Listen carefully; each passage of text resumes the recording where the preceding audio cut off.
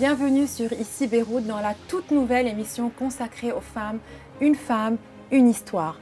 Toutes les semaines, j'ai le plaisir d'accueillir des femmes libanaises porteuses d'un projet économique, social, culturel ou politique dont l'impact se fait ressentir au Liban.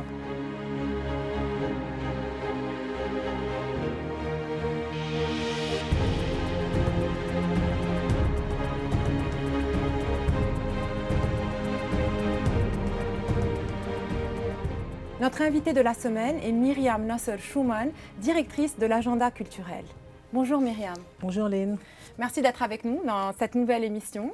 Merci de me recevoir. Alors Myriam, vous êtes à la tête de l'agenda culturel depuis 5 ans environ. Racontez-nous un peu le parcours d'avant l'agenda culturel. Oui, c'est parce qu'en effet, l'agenda culturel, j'ai pris il y a 5 ans. Et avant ça, j'étais beaucoup dans un autre domaine qui est plutôt le domaine du tourisme que j'ai toujours affectionné depuis que je suis petite. J'avais fait des études d'économie, un peu obligée, mais après ça, j'ai fait économie du tourisme. Et parce que j'aime toujours faire partager des choses aux gens. Et j'étais plus dans les voyages.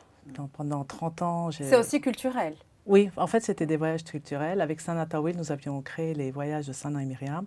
Et nous venons de fêter les 30 ans. Nous sommes des spécialistes de l'Inde. Donc l'Inde était un horizon pour nous, ainsi que toute l'Asie. Et j'ai organisé aussi avec Joumana Salamé le Salon de l'Art du Jardin à Beyrouth, le Garden Show, que beaucoup de gens connaissent, au cœur de Beyrouth. C'était mes 2 principales activités. Et vous, il y a 5 ans environ, vous vous retrouvez à la tête de l'agenda culturel. Était-ce un choix? Vous vous êtes senti obligé après le décès de votre père qui a fondé l'agenda culturel. Racontez-nous un petit peu cette nouvelle aventure qui a un impact dans le secteur au Liban, puisque aujourd'hui c'est le seul magazine consacré exclusivement aux activités culturelles au Liban.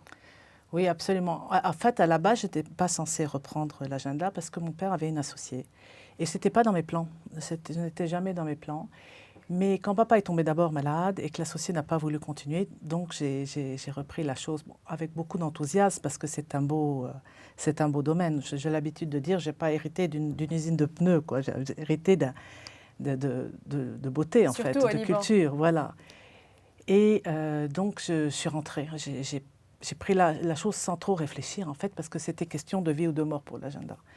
Donc, je suis rentrée dans l'expérience et voilà, et j'y suis toujours. Et l'agenda culturel faisait déjà face comme l'ensemble du secteur des médias au Liban, faisait face à des obstacles, avait des difficultés, ou bien racontez-nous un petit peu, parce qu'on sait aujourd'hui combien c'est difficile pour les médias de survivre.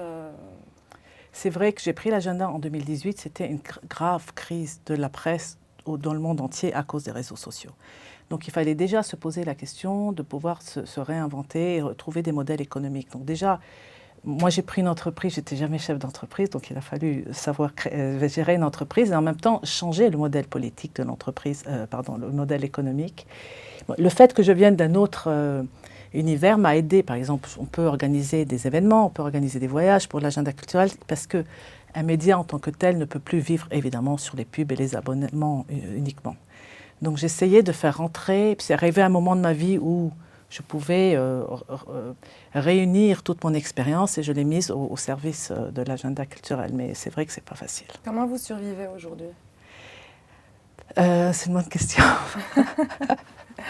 On survit d'abord parce que nous voulons être là, notre détermination.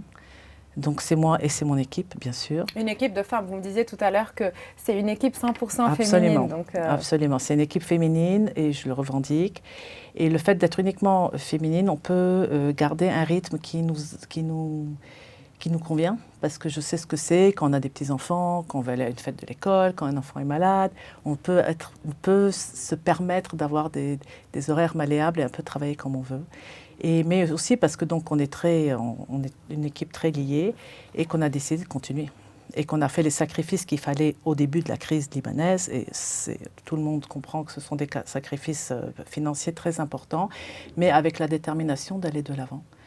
Et surtout d'avoir de l'espoir et de garder au bureau une ambiance toujours très positive, très chaleureuse, basée un peu sur l'amour, je préfère le dire en anglais, ça fait un peu moins, sur le love management si vous voulez, pour qu'au moins le milieu professionnel soit vivable et qu'on crée de belles choses. Et on a beaucoup de chance de pouvoir être là à notre place, à avoir tous les contacts avec les artistes, à les mettre en avant, à parler d'eux. C'est un beau domaine. Malgré la crise, vous sentez qu'il y a ce bouillonnement culturel au Liban? Définitivement. Définitivement, la créativité libanaise est là. En fin d'année, j'avais écrit un édito. Et parce qu'on avait remarqué qu'entre fin septembre et le mois de décembre, il y avait eu, je ne sais plus quel est le chiffre, plus de 500 événements. C'était absolument incroyable ce qui s'est passé. Pour un pays en crise. Oui, absolument incroyable. Et comme on est en crise et que tous les événements sont sponsorisés, ils sont tous gratuits pratiquement. Donc en fait, le public libanais a pu participer à des événements gratuitement de très très grande qualité. Et c'était impressionnant. Et donc pour les personnes, juste rappelez-nous le nom du site, en fait, pour les personnes qui nous regardent actuellement et qui aimeraient en fait voilà, avoir plus d'infos. Alors, donc l'agenda culturel, c'est ce qu'avait créé mon père, agendaculturel.com. Là, on voit les visites guidées, on organise tout le temps des visites guidées, qui sont toujours très intéressantes. Gratuites, vous me disiez. Toujours gratuites. Ouais. On est aussi supporté par des mécènes pour ça. Donc, on a l'agenda culturel. Mais ce qu'on avait fait, parce que dans toutes les crises que vous mentionnez, on a bien sûr eu le Covid comme tout le monde. Donc, dans ces périodes plus calmes, on a créé 2 nouvelles marques. Il y a Mime Agenda qui est là sur l'écran, qui est l'agenda culturel en anglais pour le Liban et le Moyen-Orient. Donc, il donne toute l'actualité culturelle dans tous ces pays-là sur un seul site. Donc, en quelques clics, vous avez tout. Donc, quels sont les pays que vous couvrez? Tout le monde a 13 pays. 13 pays, l'Égypte, de l'Égypte à l'Arabie Saoudite, Oman, même Damas, parce qu'il se passe des choses à Damas. Vous avez des correspondants dans ces pays? Bien sûr, voilà, ça se passe comme ça. Et on a aussi développé le BAM, dont le lancement de la app a eu lieu il y a quelques jours. Tout à fait. On est soutenu là par l'Union européenne. Qui soutiennent aussi cette émission voilà. et que je tiens à remercier. On est en deux bonnes mains. Et donc le BAM, c'est un guide touristique et culturel du Liban. Et l'application, on la veut très personnalisée pour que chacun puisse avoir son expérience du Liban qu'il aime. Et voilà la app. Comment, ça veut dire que, juste pour avoir plus de détails sur la app, qu'est-ce qu'il y a exactement dessus? Alors, voilà, donc on peut personnaliser la app par rapport à ses centres d'intérêt. Si vous aimez la plage, les temples romains et les burgers, par exemple, vous pouvez donc personnaliser ça.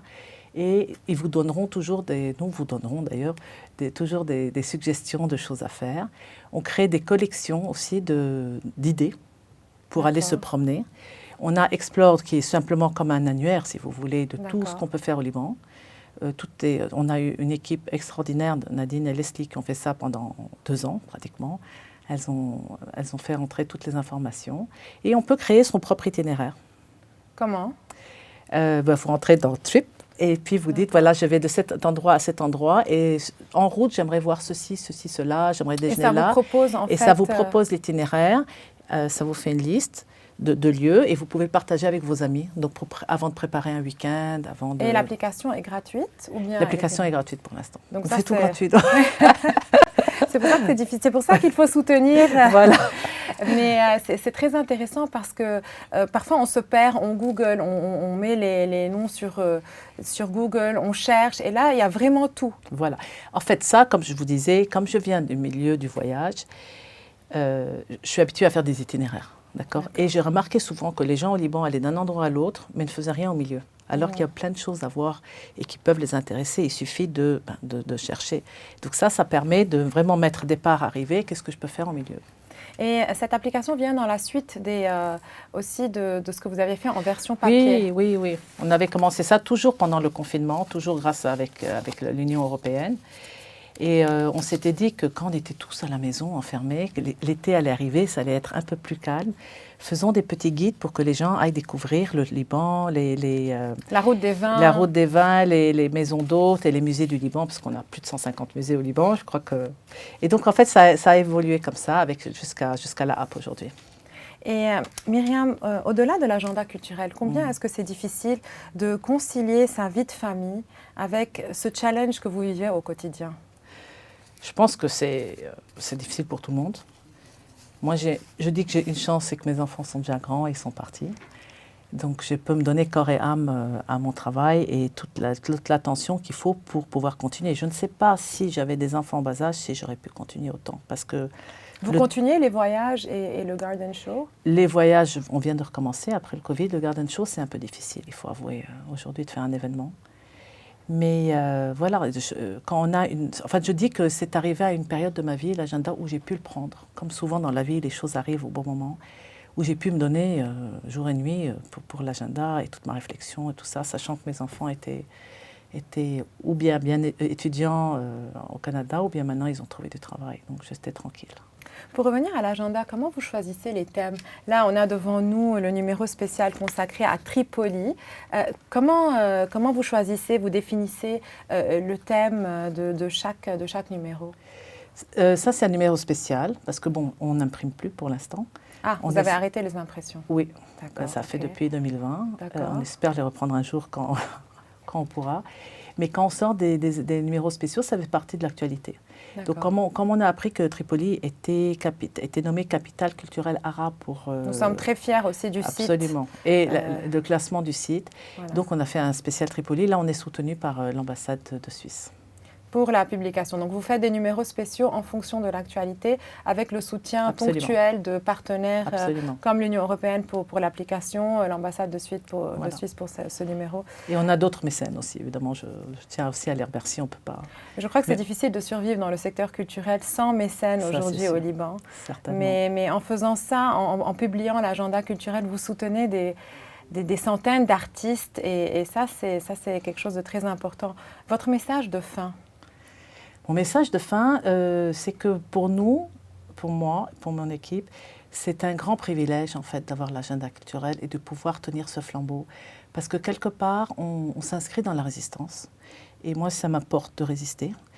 Et mon grand... Ça nous importe à tous. À tous. Et une chose que je dis tout le temps, on ne peut pas laisser la place vide. Et grâce à l'agenda que m'a laissé mon père, en fait, donc toujours la beauté en héritage, je peux garder cette place et mon équipe et moi et les stagiaires et tous ceux qui sont autour de nous, les artistes qui nous soutiennent aussi, tout le monde, on peut garder cette place et être un petit flambeau à notre niveau de cette flamboyance qu'est le Liban en fait en créativité et en... Malgré tout ce qui se passe, absolument. On peut le voir à travers l'application, sur votre site internet, le nombre d'activités culturelles qu'il y a tout au long de l'année et non pas seulement en fonction des saisons. Et de qualité, je tiens à le préciser. Merci beaucoup Myriam. Merci Lynn. Ça a été un plaisir de vous avoir, de partager, de vous écouter. À très bientôt, j'espère. Merci de m'avoir reçue. C'était Myriam Nasser-Schumann, directrice de l'agenda culturel dans Une femme, une histoire. Suivez-nous sur notre site web et nos réseaux sociaux. Merci.